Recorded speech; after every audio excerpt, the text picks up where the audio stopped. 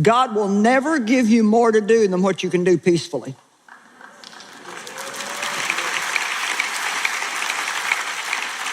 So remember that.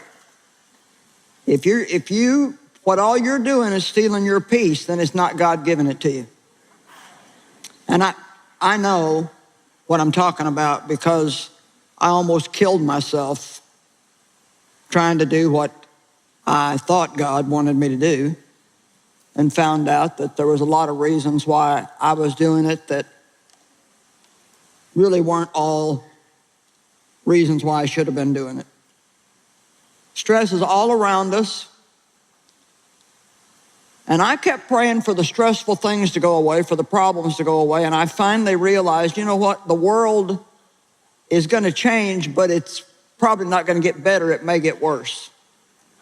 And I'm not saying that as a negative statement. All we have to do is look and see what's going on, and we're going to have more to deal with in a year or 2 years than we do now. So if anything's going to change, it's got to be us. We have to learn how to handle things in a different way, okay? John 14:27, Jesus said, and I'm going to quote the Amplified, "My peace I leave with you.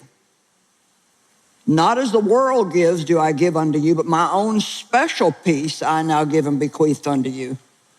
So stop allowing yourselves to be upset and disturbed, and don't permit yourself to be fearful and intimidated."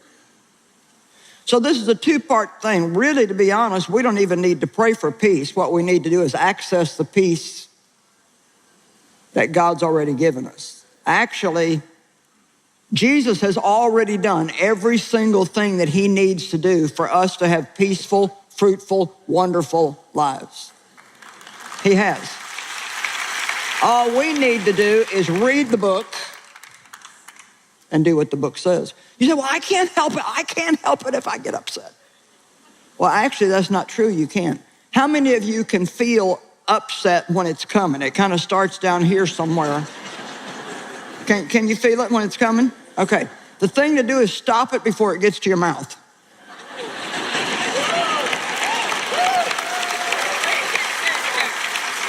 Because as soon as you start talking, you're going to get even more upset than you were before, and then you're probably going to upset somebody else, and then they're going to upset you more. I have actually learned how to be sensitive to when a conversation between me and Dave is about to go in the wrong direction. And I've actually become so hungry for peace that I am now willing, when it gets to that point, to just shut up.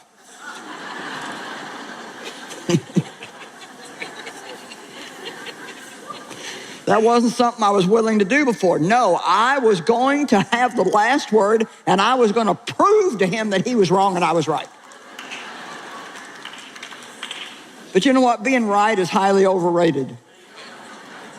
I mean, it's a pride thing. Actually, you can't even have conflict without pride, the Bible says. You can't even have it unless pride is there. So if you want to have peace, you have to really want it bad. And you have to want it bad enough to be willing to make changes yourself.